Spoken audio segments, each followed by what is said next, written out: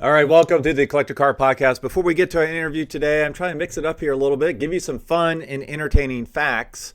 I'll do a little bit about today in automotive history first, but before we do that, I am very excited. I just went to the P.O. Box and got my new Sheffield Jay Leno watch. Pretty cool. They sold out last time, and so I really wanted to get my own copy. So as soon as I saw them re-release it, get my own copy, get my own watch, my own version. So as soon as I saw they re-released it, I went ahead and ordered one. Very cool. Now this is a not paid advertising. I'm a fan. So as you know, I just recently saw Jay Leno last week in Troy, Ohio, when he did his comedy bit, and hopefully I'll see him again here in a couple months. But nice quality watch. So anyways, pretty cool. Go to Sheffield.com if you're interested in getting one before they sell out.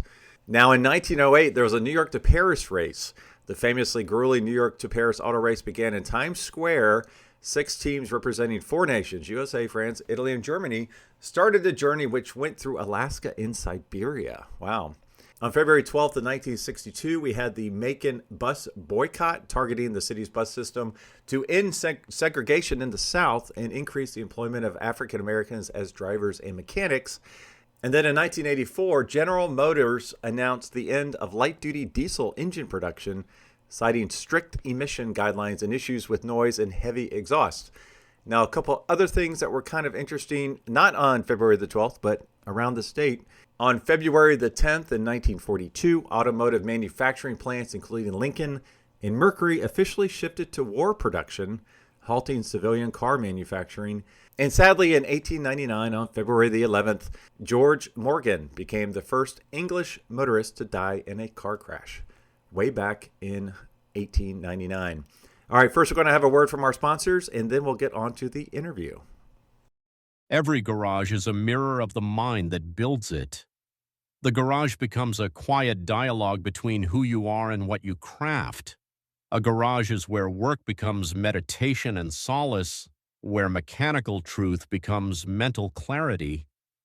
Some people go to offices, some go to mountains, others go to garages.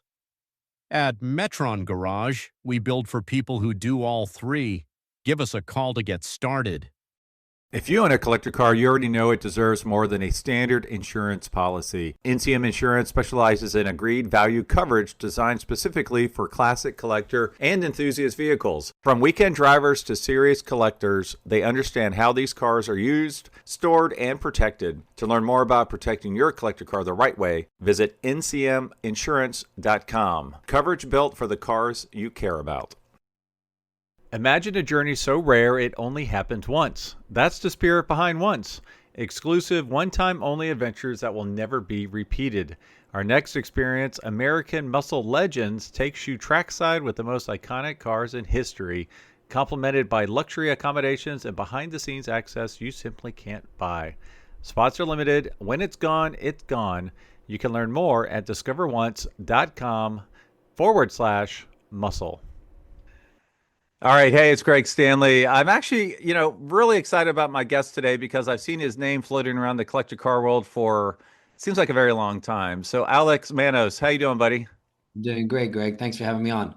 Yeah, I appreciate you being on. And the reason I was so thrilled to hear you wanted to be on the podcast was I've always heard about your business. I've always seen your name. Now, mostly it seems like you're in constant competition with Peter Kumar for ad space and different things. But if you would tell me a little bit about your business and yourself and what you do. Sure. I mean, we buy and sell classic cars every day of my life, basically 7 days a week. And it didn't start like that, but it started with a passion for classic cars and, how they make you feel and what they do. And that's just really just started with, just grew and grew and grew from a minute to, if you look at it on like a graph, it started with a few seconds at a time to minutes to hour, and then it just became my whole life. Yeah. So yeah, speak to that. Were you selling cars when you were like 16, and just for clarity, you run the Beverly Hills Car Club, correct? Correct. Yeah. So So start real young. yeah, really young. So I bought my first classic car when I was about 18. Oh, wow. Okay. What was it? Yeah, it was a 1962 Lincoln Continental. Now, why'd you buy that? That's pretty gangster for a 16-year-old kid.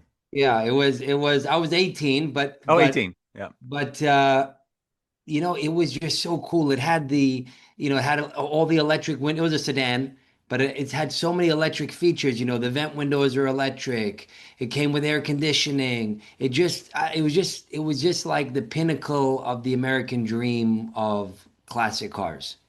And Yeah. at that Suicide doors. at that time in my life. Yeah. Yeah. Absolutely. I mean, you got the suicide doors. Your buddies must have been impressed with that. Wow, that's incredible. Yeah, so you started, like I started, believe it or not, I was in the food business for a long time and I was actually selling candy, bazooka candy, all sorts of stuff. And I realized when I flash back, I would sell candy out of my backpack in fourth grade. And I thought, oh, that's kind of full circle. Well, you've been doing it since you're, 18 or 19, right? Yeah. And it just like you said with the candy, it's just something you've done and it just happens. Yeah. Yeah. Now, when I think of you and your business, I seem to think volume because it just seems like, man, that guy has a lot of Porsches. Man, that guy has a lot of Ferraris. Man, that guy has a lot of stuff. So what, like on average, like what kind of inventory do you typically keep on hand? So we have 650 cars on the ground, Oh my. 450 on the website, and it's a 7 days a week job. I mean, the days go by so fast. Like, I mean, at 8 in the morning, you wish it was 6, and at 2 o'clock, you wish it was 9, and at 6, 7, 8 o'clock at night, you wish you had 4 more hours, but you got to go home. Wow, that's insane. So now, do you have a showroom? Is it in, like Beverly Hills area? Then you have a lot of the cars, different warehouses. We're in downtown LA, about 5 minutes past downtown, Okay. and it's 40,000 square foot indoor facility, and it's all like, enclosed showrooms, and it's just a sight to see. It's almost, you would never expect it. You see like a little door and you go into it and it's just an abyss of just cars. It just keeps going, and I mean, it's just so exciting. I invite everybody to come and visit, because if you don't have to buy a car, but if you're a car person, it's just a sight to see. Oh, absolutely. That's a ton of cars to see. Now, is there anything that you particularly gravitate towards? I mean, I notice a lot of early Porsches, 356s, some 911s, but is there a particular make, model, you know, era that you find you specialize in, or is it pretty much a little bit of everything? So we do specialize in a lot of European sports cars. Austin Healey, Porsche. I mean, Rolls Royce, Bentley, not necessarily sports cars, but that era. There's such a large array of stuff. We got, Mustangs, 55, 6, 7 T-Birds. We'll have a Land Cruiser. Just so many different things. It's like it's just the cars that I see and I've loved over the years. That's what we buy. Yeah. Yeah. Now, what was the moment that it went from, let's call it a hobby to, I don't know about making a business out of it, but where you just said, I want to do this full time? So after I bought that first Lincoln, the sedan, everybody would flag me down to buy that car anywhere I take it. It was beautiful. It was black with parchment interior, and it was just gorgeous. It just looks cool. A classic car, it just has so much emotion. Yeah. But my dream was to own a convertible. So I finally sold the sedan, bought a convertible, spent a year restoring it, and after about having it for a half an hour on the road, somebody had already bought it. And I'm not joking. Wow. I'm not even kidding. Yeah. So from that moment, that person also wanted to buy. It was like, hey, could you help me find this car? They were a very successful businessman. They were like, hey, could you help me find this car? I have this car. Would you help me restore it? And so that really got the wheels churning. Yeah. Yeah. Wow. Okay. So I'm assuming you started with a very small location and you just continue to expand? I started selling cars out of my apartment in East Hollywood, out of the garage. I had two parking spaces, and I would park two cars in there, and I would park my car in the street.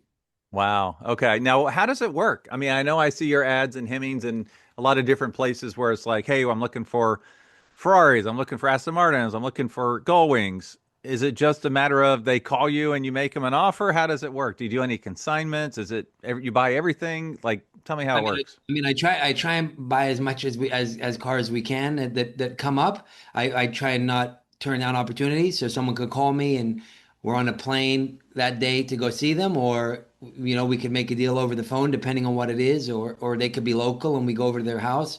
I mean, it all depends, but we're buying stuff every day. Wow. Okay. Yeah. So it doesn't matter where you are, what you have, you're pretty much open to have a conversation, it sounds like.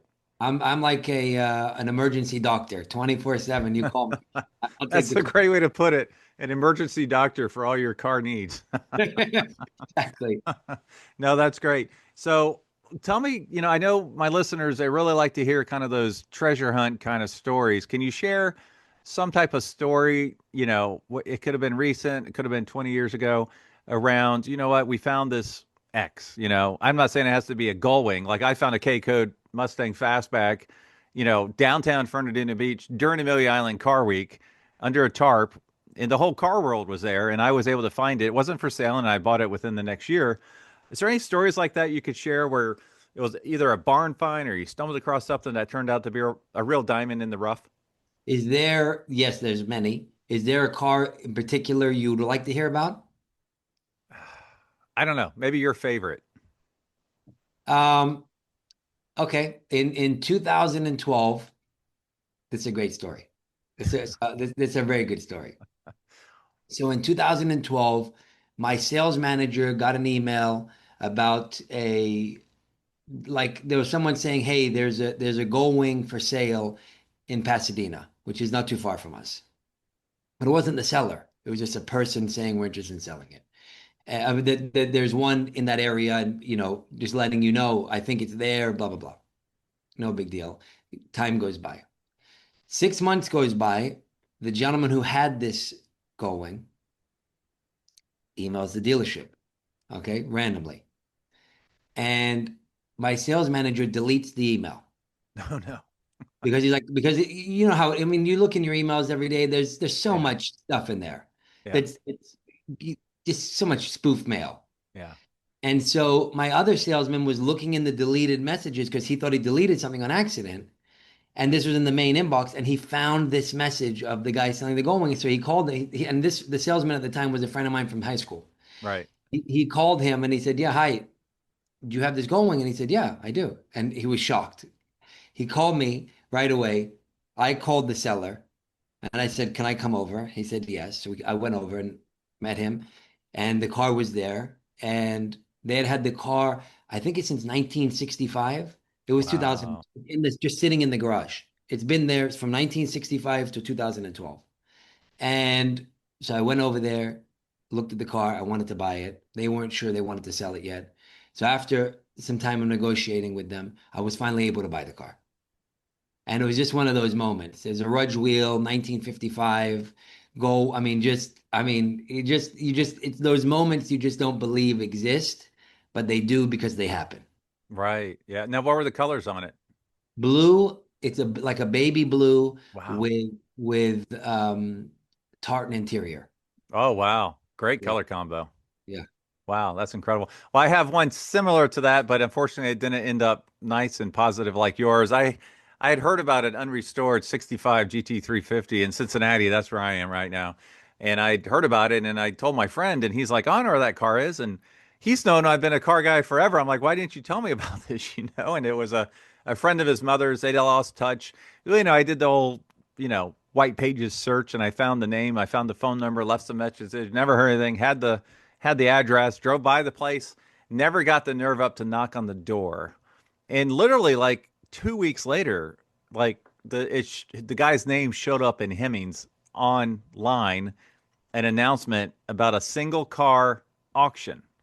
And it was not the GT350 that I had been told, but it was the only unrestored Cheetah that still existed. So one of 26 or so, and it sold for like $711,000, And it's not that I could have gone in there and bought it, but it would have been cool to see it, before it was uncovered and brought out to the world. So what I have so many of those stories. But you said I mean, the way you phrased it was that you want to heard about a story that we acquired a car. But there was a time, there was a 1967 Maserati Mistral Spider, which they barely I believe it's like a hundred. I'd have to look at the numbers, but it's very very low production numbers.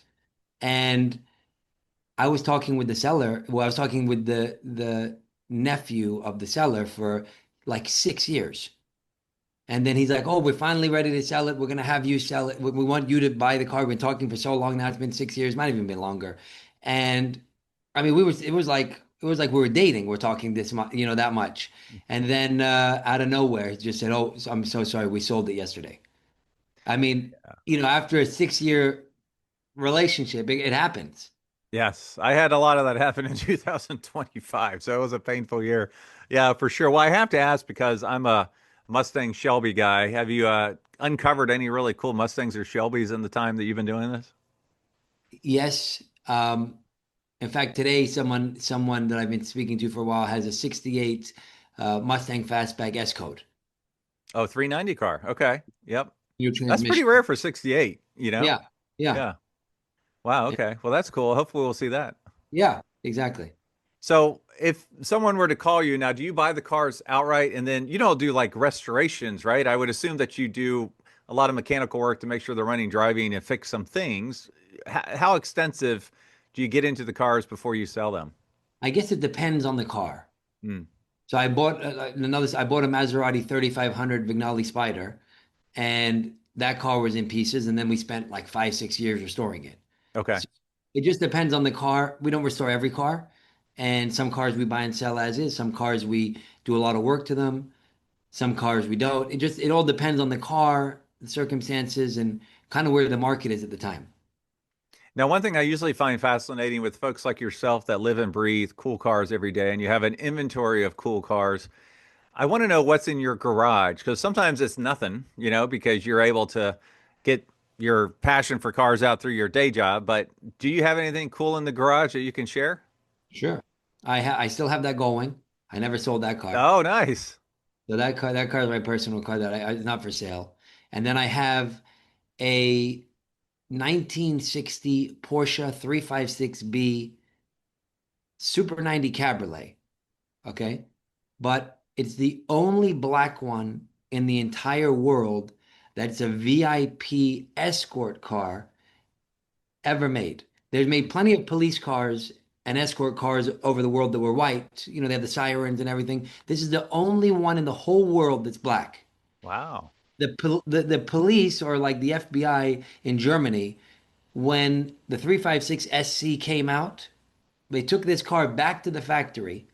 They had them change the engine, put the 356 SC engine in the car from a Super 90, which is already a fantastic engine. And this is all on the certificate of authenticity. They show the whole procedure and everything. Wow. So and that car is also just one that I can't sell. It's not about the money. It's just that car is special to me because I bought it and then I was gonna sell it and I decided not to. And I'm like, this one just can't. It's just I've had the car for like 15 years. So, what's the story about behind finding that? Was that just someone called up and did they not know what they had, or did they know, or did you have to go out and find it? There's a friend of mine who's also in the car business, and he specifically seeks out rare cars. And this person lived in Monterey, and he went there during Car Week, Pebble Beach and everything. And he's like, "Hey, I looked at this car. Are you interested?" I said, "Yeah, I'd love to buy it." He spoke to the person in the family that owned it, and they didn't want to sell it yet. And so then the next year came around, and there was the same conversation again, and we were able to. He was back there again, and I was there, and we were able to make a deal that the following year. And there was just something about it. It comes with so much history and documentation on everything that it's been through and its life, and coming to California. I mean, we have everything on the car, and it just, I don't know, just so they're just. There's been so many amazing cars I've sold over the years that not that I regret, but because you can't keep every car. You need to buy a car and to sell a car, and that's just kind of the fun of the business as it is. Is like you want other people also to share in the excitement because the excitement makes more excitement. It gets. I mean, look, you have a huge podcast that people are tuned into because it's exciting and it's fun because that's how the collector car world is. And if there wasn't any cool stories to share. I mean, if there was no excitement behind it, then they would lose the enthusiasm. So it's for me, I'm happy to keep things going. Just those two cars in particular, just I don't know, they just stuck with me. Yeah, no, that's amazing. And it is all about the stories and the people you meet, right? I mean, I could tell stories, you could tell stories pretty much all day, all night, whatever. So now what condition is the Gull Wing in? Has it been restored? Have you touched it? Is it running, driving? It's original. It runs and drives, but it's more of just a car that you could restore, but I like it the way it is. Yeah, don't touch. Yeah, Because if you know what I mean, if you drive anywhere, it's less, you're less, if you drove over a penny, you're like, it's okay. But right, if a right. car is perfect and that expensive, and there's even driving over a penny, you're like, oh my God. There's Yeah. that you could be so careful. Yeah. Yeah, the little K code Mustang I found under a tarp, it wasn't original interior, it wasn't original color. I mean, it was original color, but it wasn't original paint. And it had paint chips and stuff, but it had zero rust and had little door dings and it was just awesome. It had the right stance and everybody loved it. Like they just wanted me to fire it up so you could hear it start, in the parking lot. And it was great because at Amelia Island, I was flying down gravel roads without a care in the world, because I wasn't going to hurt anything. Not Yes. suggesting you do that with your Gullwing. But any car, I mean, I always say that's sometimes what, having a perfect car is amazing. You have a piece Yeah. of you have a piece of jewelry, you have treasure that's so perfect that just everybody admires. But I feel like sometimes when a car is not perfect, but it either means something a lot to you, or it means a lot to the whole collector car community. I think you're just so cool driving that. I think it just almost puts another layer of cool when it's not perfect, Yeah. and it can be more fun. Yeah. Absolutely. Yeah, I know Jay Leno, he has that red Gullwing that's got like paint chipping off of it. It's got not the original interior, but the interior was done by like, big name hot rodder from the 60s when he did the interior. So it looks ratty, but it's the original custom interior by, a known person, which is really cool. Well, that's a special color on that car and special interior. So love to see it one day. Now, you being so busy in the car world, you just mentioned, all the hours you're working. You wish you had another 4 hours. Do you get to car events? Like, do you go to Pebble Beach every year? Like, what's your activity like outside of your location? I guess is the best way to Sure. put it. Yeah, so I do go to Pebble Beach every year, and that's kind of the main event that I go to. Or I'll show up to local events here every so often. But I'm pretty busy. The dealership keeps me busy though. Absolutely. Yeah. And it's not just at the dealership. It's going to people's houses, and it's always, I'm always on the move. Yeah. Yeah. Absolutely. Well, what's the best way for my listeners to check out what you have on offer, whether they want to buy or sell, and reach out to you? They can always go to beverlyhillscarclub.com, or they can shoot me an email at alex@beverlyhillscarclub.com. Well, that's awesome. So I hope to see you soon. You're not going to Arizona, are you, for the auctions? I'm not going to be there, unfortunately. Are you Okay. going? Yeah, I'll be there. I'll be there. And I hope to get out to LA maybe in June, July. I'll definitely reach out to you when I do make it That'd out be there. amazing. I'd love to show you around. Yeah, that would be great. You have Well, Alex, time. man. If you have time, I'd love to. I mean, it'd be a fun experience. Yeah. Well, Alex, man, I appreciate you joining me on the Collector Car podcast. My pleasure. Thanks for having me on.